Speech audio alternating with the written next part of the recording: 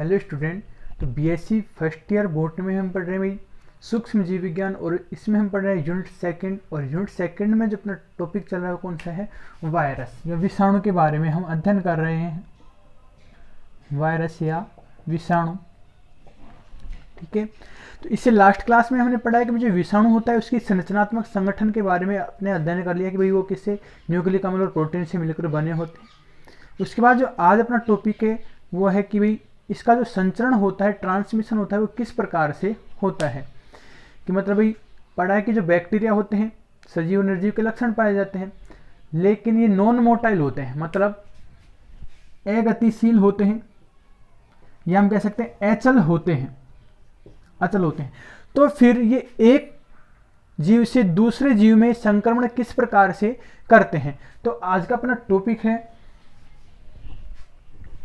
पादप वायरस का संचरण। पादप वायरस का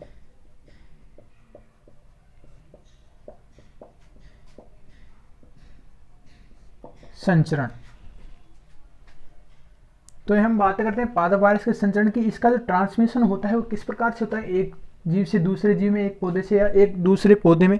तो सबसे पहले स्पर्श द्वारा संचरण होता है, स्पर्श द्वारा संचरण। सेकंड होता है कि भाई बीजों व कायिक प्रवर्धों द्वारा संचरण, बीजों व कायिक प्रवर्धों द्वारा संचरण।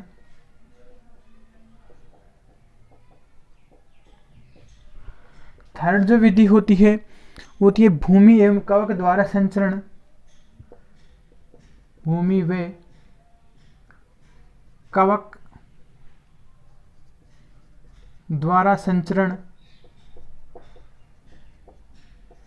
और जो फोर्थ विधि है वो है कीटों द्वारा संचरण,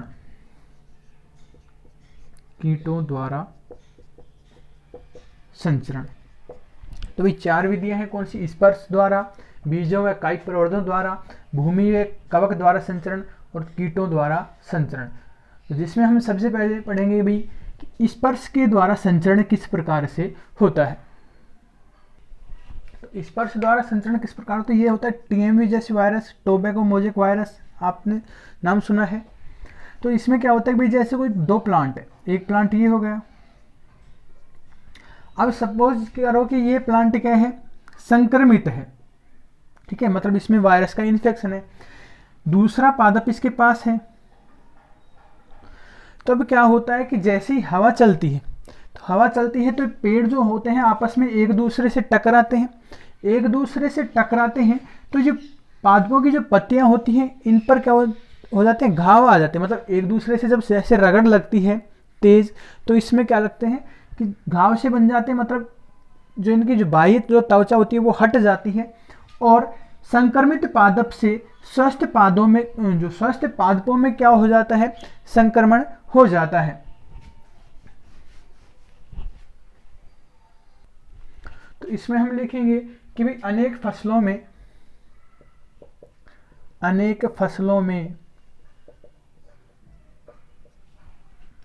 पौधे पास पास होते हैं, पौधे पास पास होते हैं, वे आपस में टकराते हैं, आपस में टकराते हैं पास पास होने पर, जिससे पादप की बाह्य त्वचा हट जाती है, और क्षतिग्रस्त स्थानों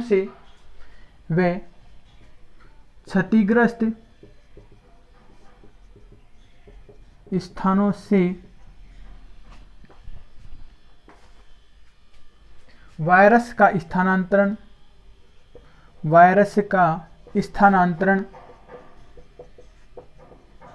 स्वस्थ पादप में हो जाता है, स्वस्थ पादप में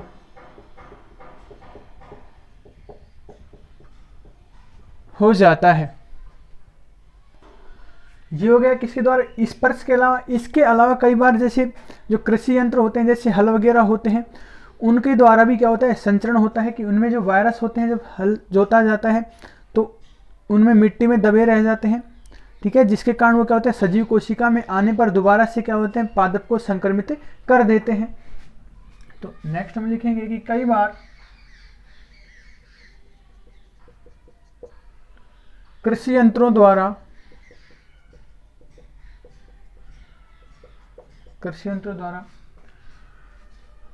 रोगी पौधों को काटने छांटने का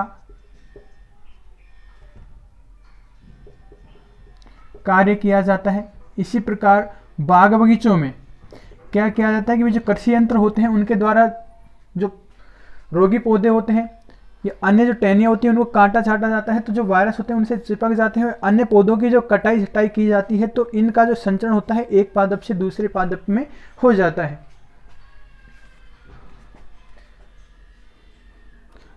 कार्य किया जाता है तब ये कृषि यंत्रों पर चिपक जाते हैं, कृषि यंत्रों पर चिपक जाते हैं।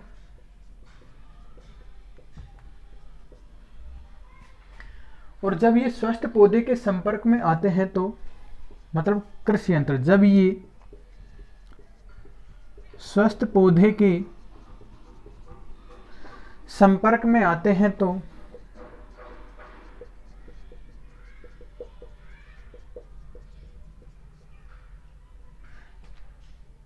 ये पौधों में संचरित हो जाता है।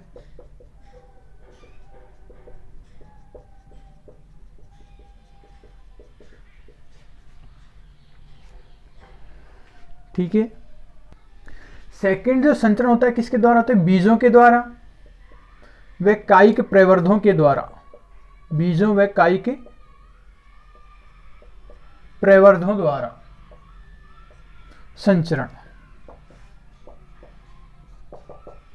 अब ये किस प्रकार से होता है कि भाई जैसे कोई संक्रमित जो पादप है, ठीक है, क्या है, कोई संक्रमित पादप है, इसके अंदर क्या बनते हैं, बीज का निर्माण होता है। तो सीधी सी बात है, कैसे होंगे, संक्रमित बीज होंगे। और जब इनको जब उगाया जाता है तो कैसे संक्रमित पौधे ही उत्पन्न होते हैं। इसके अलावा जो अन्य जो पादप होते हैं, ये एक तो हो गया किसके द्वारा, बीज के द्वारा बीज निर्माण होते हैं, तो बीज संक्रमित तो पौधा भी संक्रमित। इसके अलावा पादपों की जो शाखाएं, कंद, ट्यूबर, घनकंद, ये जो होते हैं मतलब जो रोगी पादप या संक्रमित पादप होते हैं उनमें कंद का, घनकंद का, इनका जो निर्माण होता है या उनकी जो टहनियाँ होती हैं उनको जब एक स्थान से दूसरे स्थान पर लगाया जाता है तो उनके द्वारा भी कैसा होगा, कैसा पौधा उत्पन्न होता है, रोगी पौधा उत्पन्न होता है। तो ये हो गया बीजों कायिक प्रवर्धों द्वारा। तो इसमें हम लिखेंगे संक्रमित पौधे से उत्पन्न या रोगी पौधे से उत्पन्न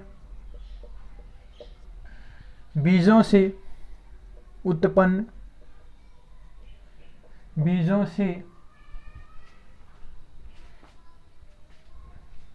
बीजचोल,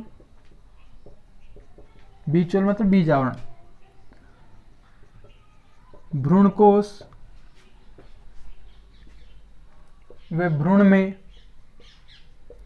वायरस होते हैं। या डायरेक्ट हम ये भी कह सकते हैं कि भाई जो संक्रमित पौधे से जो बीज उत्पन्न होते हैं वो क्या होते हैं, वायरस से संक्रमित होते हैं, मतलब उनमें वायरस पाए जाते हैं। तो ऐसे बीजों को उगाने पर, ऐसे बीजों को उगाने पर संक्रमित पौधे उत्पन्न होते हैं, संक्रमित पौधे उत्पन्न होते हैं। ठीक है, इसी प्रकार कायिक प्रवर्ध जैसे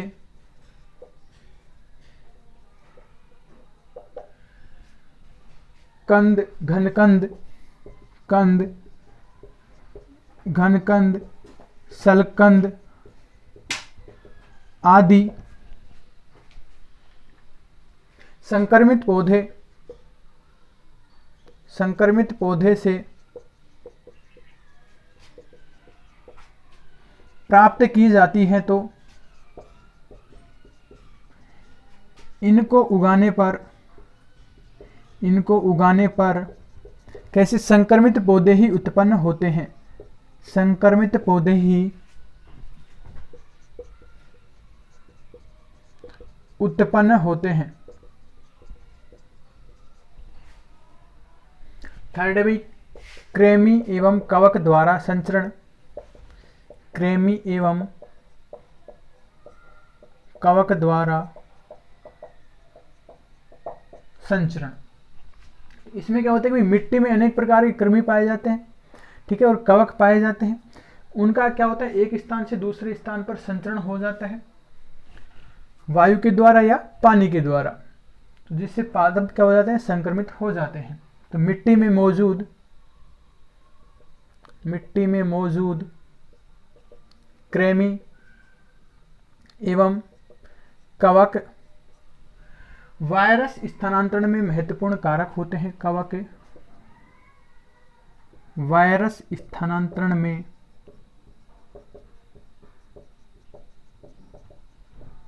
महत्वपूर्ण कारक होते हैं।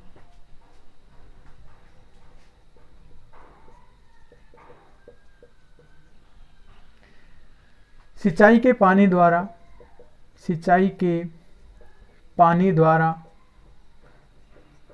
या हम कह सकते हैं वायु के द्वारा ये वाहक दूर दूर तक चले जाते हैं।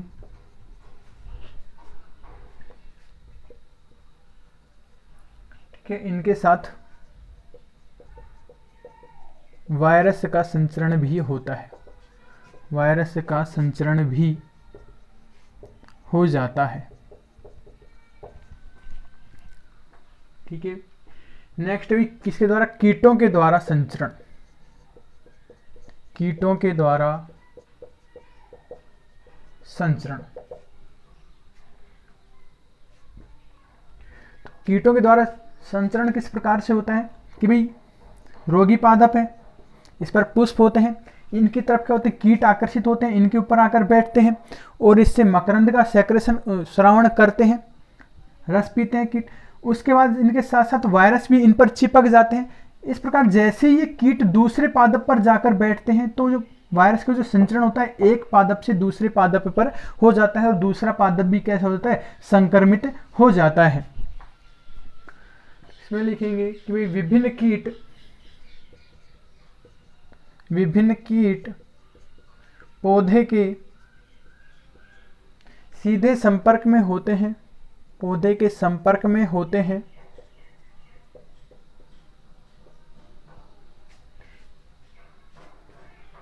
इन कीटों द्वारा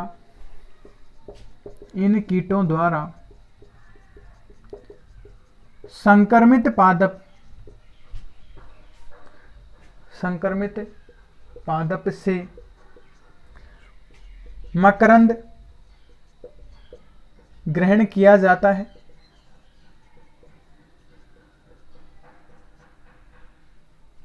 या अन्य किसी कारण से पौधे के संपर्क में आते हैं, पौधे के संपर्क में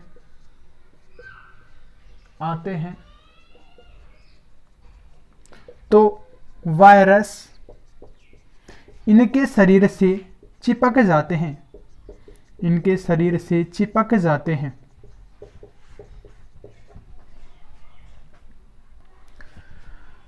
तो ऐसे कीट जब किसी स्वस्थ पादप के संपर्क में आते हैं, किसी स्वस्थ पादप के संपर्क में आते हैं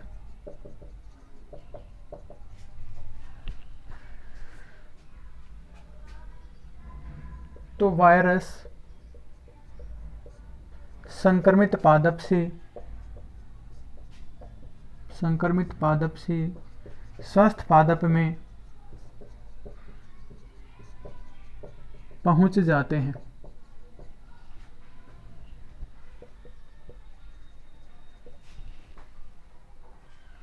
ठीक है। तो इस प्रकार वायरस का एक पौधे से दूसरे पौधे में संचरण हो जाता है।